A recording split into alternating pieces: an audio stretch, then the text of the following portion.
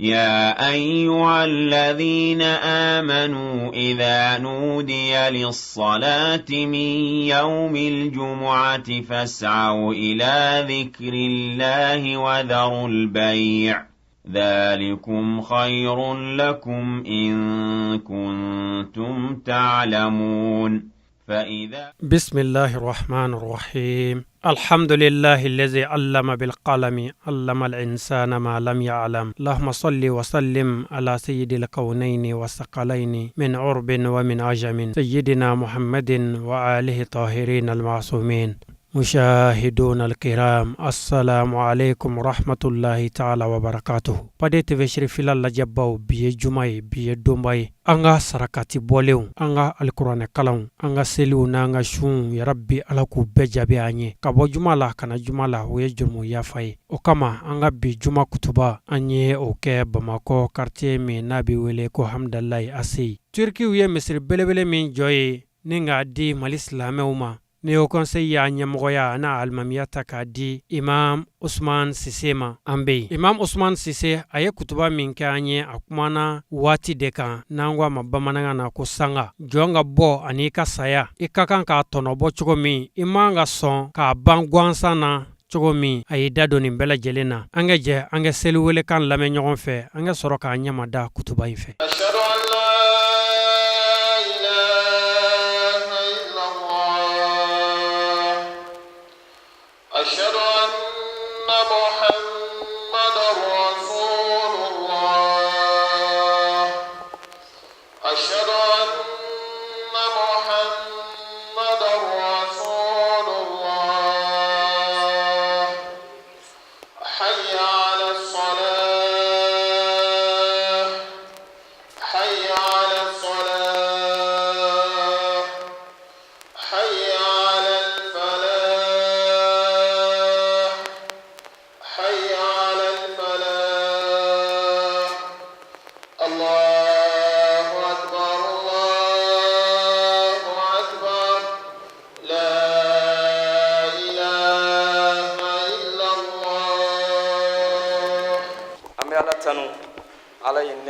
kanye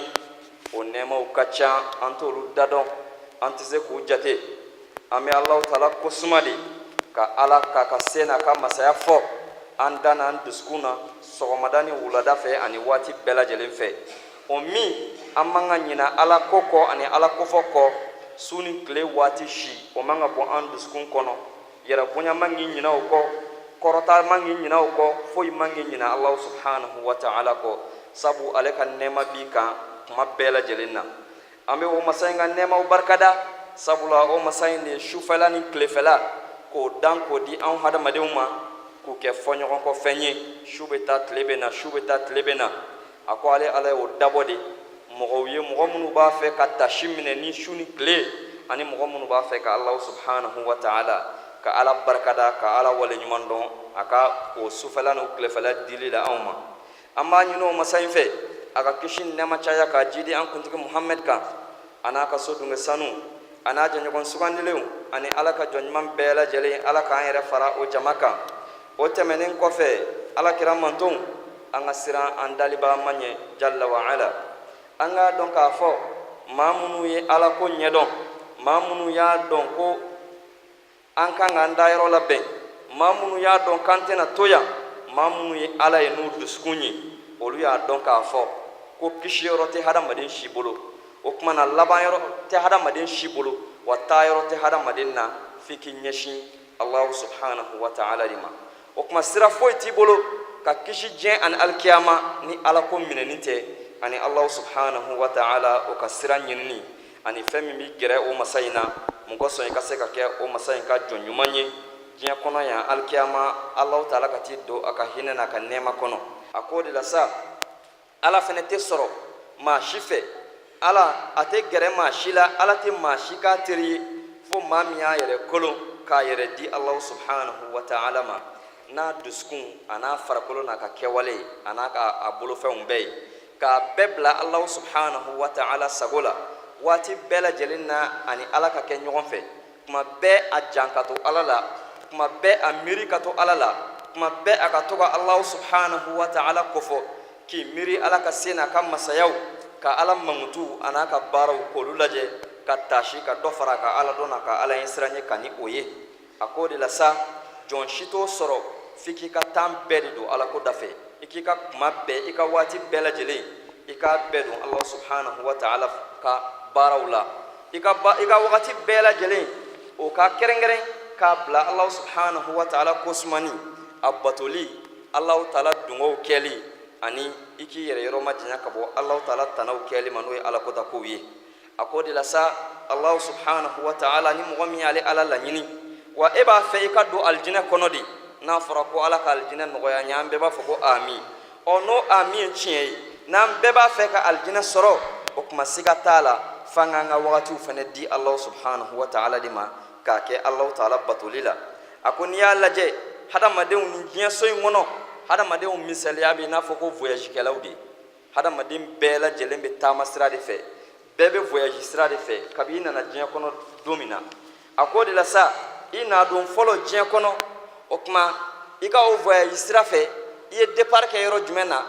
o de ye bamunanfini kɔnɔna ye o kuma na kabi i nana diɲɛ kɔnɔ k'i da bamunanfini kɔnɔ o kɔrɔ k'i taama in daminɛ ka ban o kuma i b'o taama sira de fɛ i kun dalen no yɔrɔ jumɛn kan i kun dalen no alikiyama jɔdon de kan a ko de la sa i ka voyage bɛ taa kun cɛ yɔrɔ jumɛn na o ye kaburu kɔnɔna de a bɛ daminɛ bamunanfini kɔnɔ a bɛ taa kun cɛ kaburu kɔnɔ a ko de la sa i ma n'a kun cɛra kaburu kɔnɔ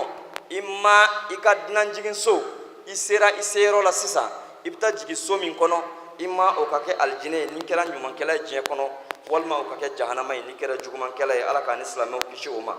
a ko an bɛ si min tɛmɛ an si taranze an bɛ wagati min kɛ n'an b'o balo diɲɛ kɔnɔ a ko de ye an ka taama in fɛnɛ furancɛ janya ye o tuma na i si janya o de y'i ka taama in fɛnɛ furancɛ distance ye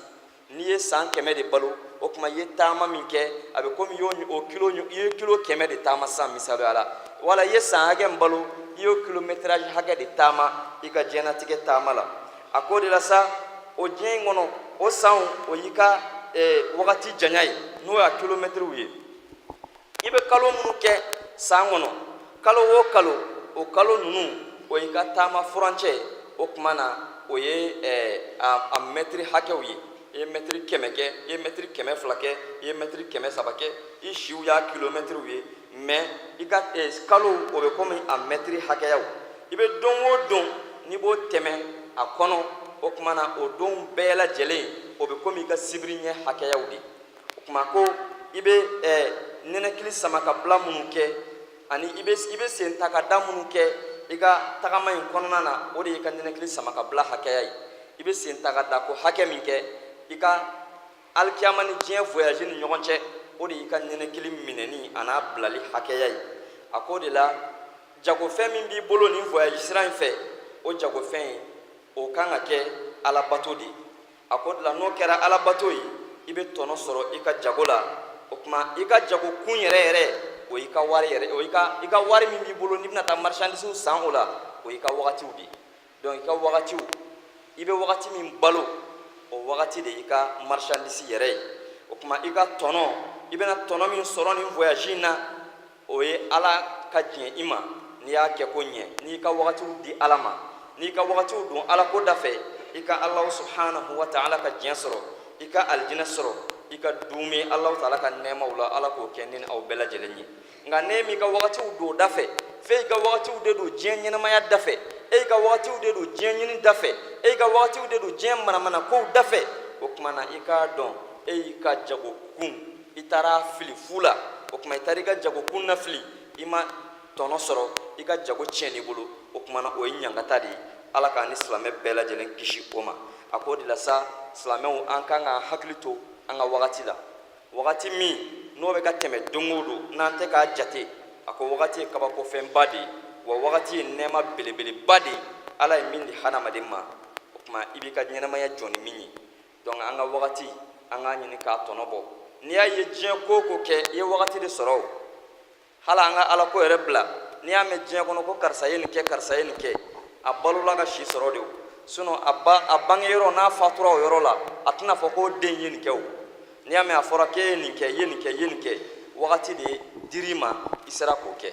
donc wagati fɛn ba de hadamaden ka ɲɛnamaya kɔnɔ min n'a nafa ka bon min ni jɔn kan k'a dɔn Allahu taala bɛ k'o d'i ma a dikun t'i ma fu ye a dikun t'i ma k'i k'a la tɛmɛ ten a dikun t'i ma k'i k'a kɛ daga sunɔgɔ ye ten a dikun t'i ma k'i k'a kɛ ɲɛnajɛ la a dikun t'i ma k'i k'a kɛ tulonkɛ la a dikun ma k'i k'a kɛ sɛbɛ de la a dikun ma k'i ka ala dɔn a kɔnɔ o de la alikiyama jɔdon na kafiri bɛ ɛri kelen ɲini ala fɛ ko ala ka ɛri kelen dɔrɔn d'ale ma a kana diɲɛ kɔnɔ a bɛna a ka nafolo bɛɛ saraka a bɛna ɲumanya kɛ a bɛna ala bato ɛri kelen ala tɛ sɔn k'a d'a ma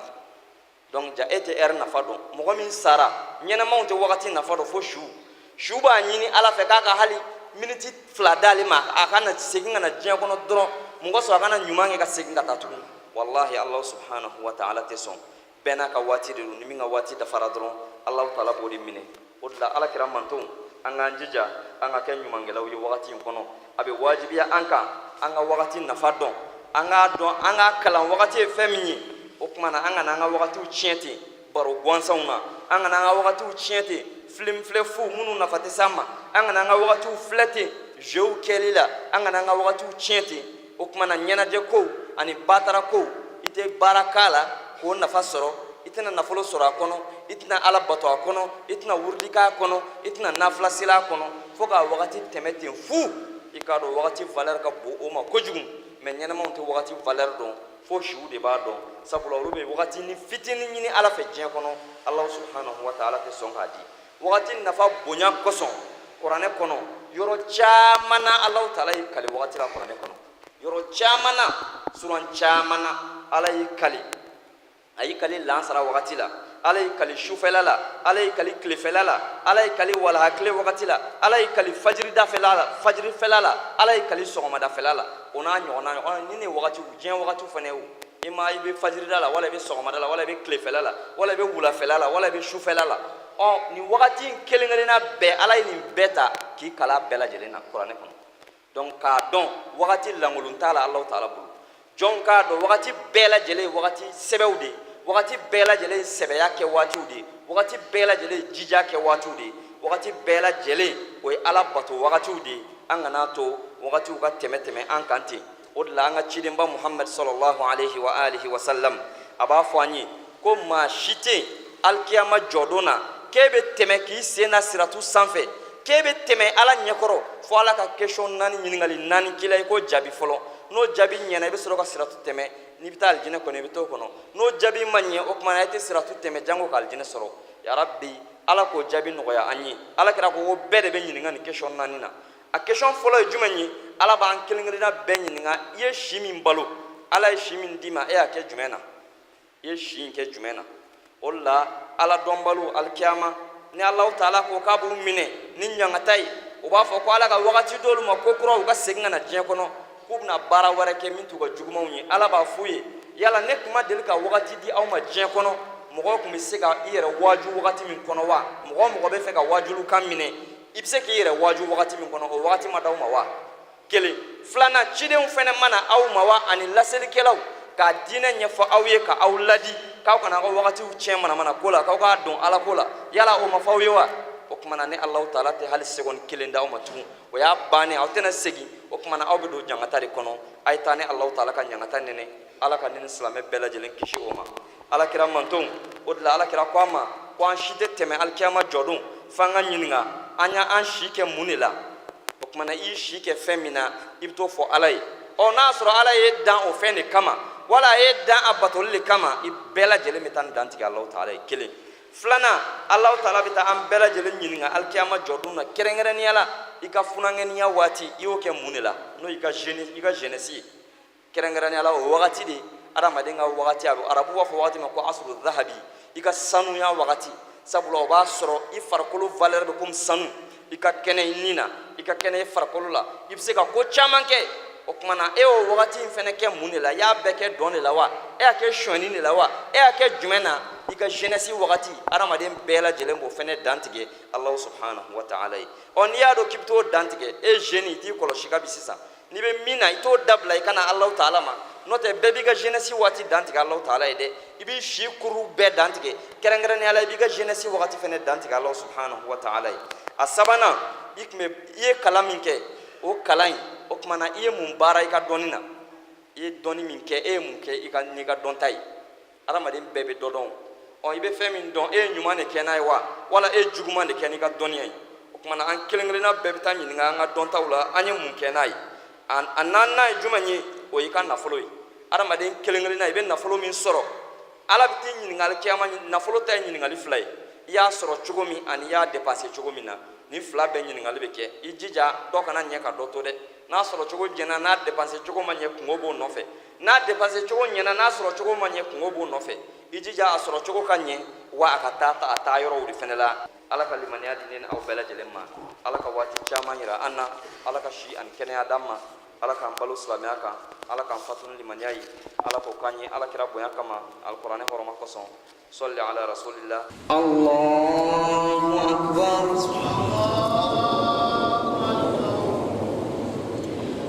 بسم الله الرحمن الرحيم الحمد لله رب العالمين الرحمن الرحيم مالك يوم الدين إياك نعبد وإياك نستعين اهدنا الصراط المستقيم صراط الذين أنعمت عليهم غير المغضوب عليهم ولا الضالين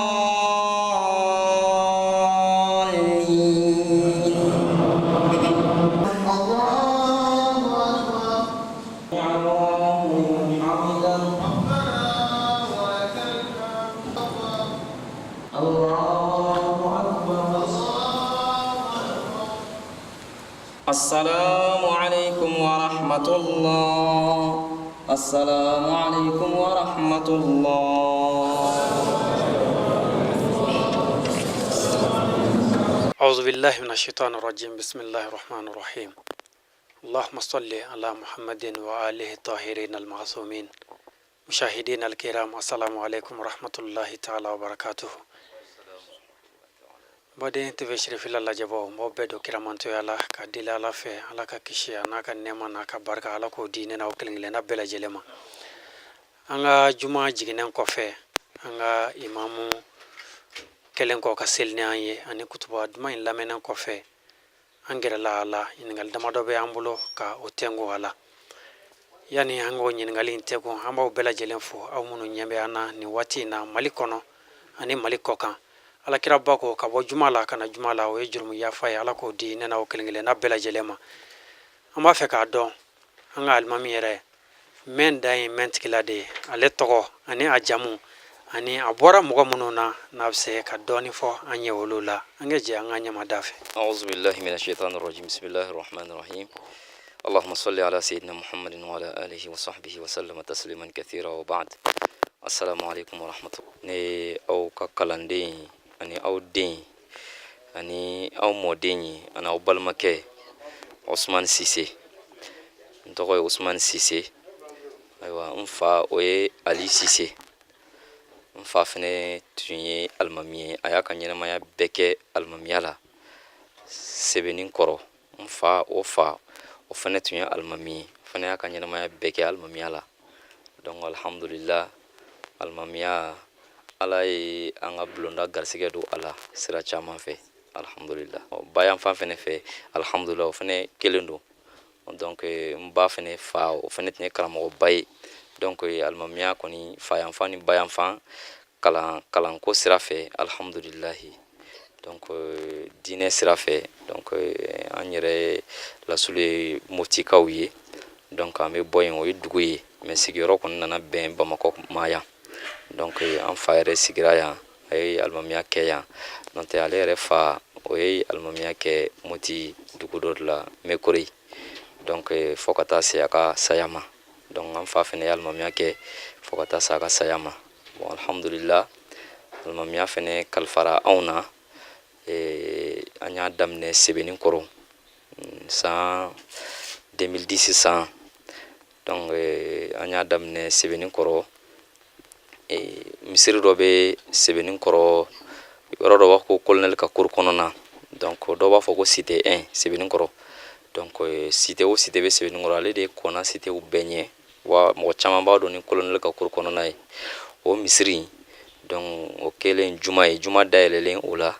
bon an tun bɛ mɔgɔw la seli ka daminɛ 2010 la ka na bila 2013 la bon 2013 décembre kalo tɛmɛnen le 6 décembre 2013 donc o la ni misiri in dayɛlɛna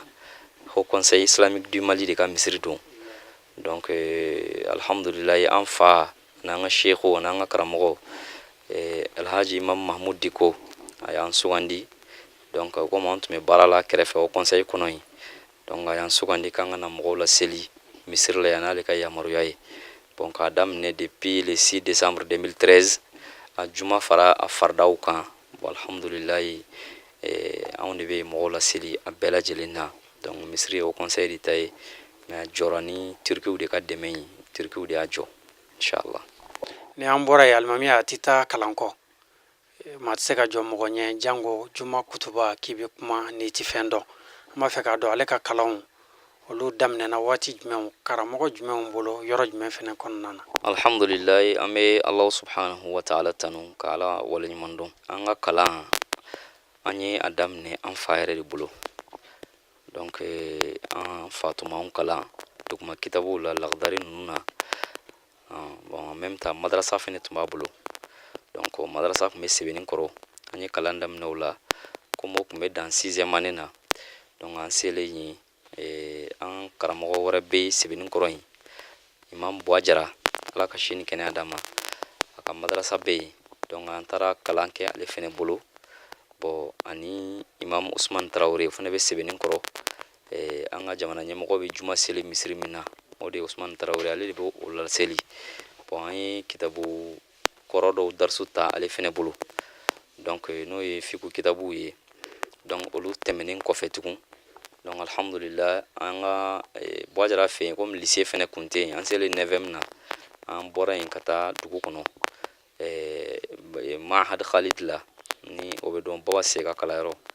donc an ye sanawi kɛ yen n'o ye lycée ye donc baku sɔrɔlen kɔfɛ donc an ye formation fɛnɛ caman kɛ baku kɔfɛ Mali kɔnɔ yan ka taa se Mali kɔkanaw ma Burkina jamanaw b'o la Turki jamanaw b'o la ka taa se Liban ninnu ma ani jamana wɛrɛw donc alhamdulillah an ye formation caman kɛ ka fara kitabu dɔw fɛnɛ kan ɲa n'o y'an ka diinɛ kitabuw ye donc an karamɔgɔ Ustaz Mohamed Mame Haidara an ye tafsiru darisu min ale bolo an karamɔgɔ Ustaz Abu Jafar Jabate an ye kitabu dɔw darisu ta ale fɛnɛ bolo ani kuranɛ tafsiru donc o n'a ɲɔgɔnnaw alhamdulillah. an ka jamana ye alimami aw bɛɛ bɛ a dɔn gɛlɛyaw bɛ a kɔnɔ ni émission in dabɔra TV Sirifila fɛ ka se ka alimamiw ka gɛlɛyaw u ka se ka dɔn a kɔnɔ ani misiriw degun minnu bɛ u kan o fɛnɛ kɛ dɔn an bɛ se k'a dɔn bi misiri in yɛrɛ kɔnɔ hali n'a sɔrɔla a jɔ waati ma mɛn o ni sisan cɛ fɛn jumɛnw bɛ yen n'o ye gɛlɛya ko ye n'o bɛ se ka fɔ diɲɛmaa ye Ala ni mɔgɔ ɲumanw n'u bɛ se ka dɛmɛ ta ka misiri yɛrɛ sɛgɛrɛ. Alhamdulillah Bagayogo i ka nin ɲininkali diyara an ye kosɛbɛ parce que misiri yɛrɛ jɔcogo la ani misiri jɔlen no jɔcogo min na a n'a ye cogo fɛ bon a bɛ caman kɔnɔ ko turki minnu ye misiri jɔ k'olu de jɔlen no ni misiri ko bɛɛ ye donc comme an bɛ ka kuma diɲɛ ɲɛna donc Haut Conseil b'o kalama turkiw yɛrɛ b'o kalama diɲɛ jamanaw b'o kalama misiri a ko bɛɛ bɛ alhamdulillah turkiw kɔni y'a jɔ bon olu y'a jɔ a banna u taara bon komi u ni baaraɲɔgɔnya kɔni b'u ni Haut Conseil cɛ u kan ka segin ka na baara wɛrɛw kɛ mais comme olu o waatiw ma se dɔɔni fɔlɔ bon n'u ma na o la kuma jɔnjɔn ma tɛmɛ u ni Haut Conseil cɛ dɛmɛ sirako la alhamdulillah misiri ko ka entretien na o baarakɛlaw saraw parce que misiri a bɛ entretien kɔ kosɛbɛ an ka yan misiri jɔcogow tɛ donc a ɲɛgɛnw mɔgɔw de talen no an bolo an bɛ minnu sara kalo o kalo don o don u b'a ɲɛgɛnw ko tapiw bɛ jɔsi mɔgɔw fɛ o cogo la u bɛ sara donc ka fara misiri yɛrɛ gardien fɛnɛ kan donc kalo o kalo an bɛ dɛmɛ ɲini silamɛw fɛ ni min se kɛra min ye an ka se k'o bila Alahu Taala ka so la k'a daminɛ depuis kalo tile fɔlɔ fo kalo tile 5 bon alhamdulillah vraiment an kɔni an ma jɔrɔ ni foyi kɔni ye ko silamɛ ɲumanw m'an dɛmɛ an ye silamɛw jɔyɔrɔ ye kosɛbɛ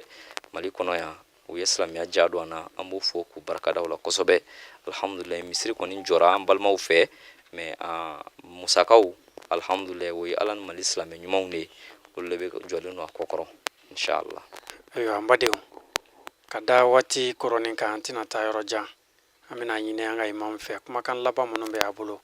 ani ladilikan minnu bɛ a bolo ka di alisilamɛ kelen-kelenna bɛɛ lajɛlen ma Mali kɔnɔ ani Mali kɔkan u bɛ se k'u janto an ka imamuw na cogo min ni k'u janto an ka misiri welelaw fo ka taa se misiri entretien kɛbaga kelen-kelenna bɛɛ lajɛlen ma sabula a dara zana na jamana in kɔnɔ yan ko n'aw ma ɲɛ alimamuw ma ko kɔngɔ bɛna dɔ kɛ o la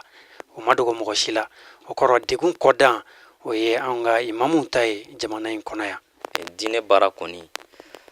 dɔw de bɛ jɔ a ɲɛfɛ wajibi de don donc alimamiya i bɛ bila mɔgɔw ɲɛ de u ka diinɛ baaraw la donc o kosɔn alimamuw bɛɛ lajɛlen Mali kɔnɔ an kan ka hakili to u la jamana dɔw y'a daminɛ hali an kɛrɛfɛ jamanaw la u bɛ ka alimamuw sara u bɛ jɔ ni alimamuw ka musakaw ye a gɛlɛya bɛ alimamuw kan kosɛbɛ kosɛbɛ Mali kɔnɔ yan donc vraiment selila minnu bɛ seli misiriw la ani ala ye dɔ sɔrɔ nɔgɔya minnu ye u ko hakili to alimamuw na u ko hakili to misiri welelaw la et surtout misiri welelaw c'est misiri wele ko kɛra fɛn dɔ ye bi a kɛra i n'a fɔ ni mɔgɔ min ni jigi t'i la tugun ni kɛcogo t'i bolo tugun donc i bɛ taa misiri wele karaba o de la kan sugu bɛɛ bɛ misiri wele la donc o de la mɔgɔw y'a kɛ baara ye n'a fɔra ko nin ye misiri welela ye dɔrɔn mɔgɔw b'i filɛ ni ɲɛ wɛrɛ de donc or que misiri wele kan ka kɛ baaraw la belebele de ale de bɛ mɔgɔw wele ka taa ala ma ko waati sera donc o kumana mun y'o se an ka misiri welew ma o ye silamɛw m'u bolo don misiri welew kɔrɔ de donc an ka hakili to an ka misiri welelaw la an ka hakili to an ka wajulukɛlaw la an ka hakili to an ka karamɔgɔw la misiri baarakɛla fɛn fɛn e min bɛ misiri kɔnɔ yen ni ala ye dɔ nɔgɔya i ye kalo o kalo e yɛrɛ b'a dɔn i bɛ dépense min kɛ don o don i bɛ essence min k'i ka mobili la i b'o dɔn i bɛ crédit min k'i ka téléphone kɔnɔ i b'o dɔn ni bɛɛ ye ba misiri wele ma a bɛ kɛ cogo di ni alimamuw fana bɔra misiri kɔnɔ k'u bɛ taa baaraw kɛ k'u dayirimɛ ɲini ni misiri nana ni maa ma sɔrɔ k'a seli a bɛ kɛ cogo di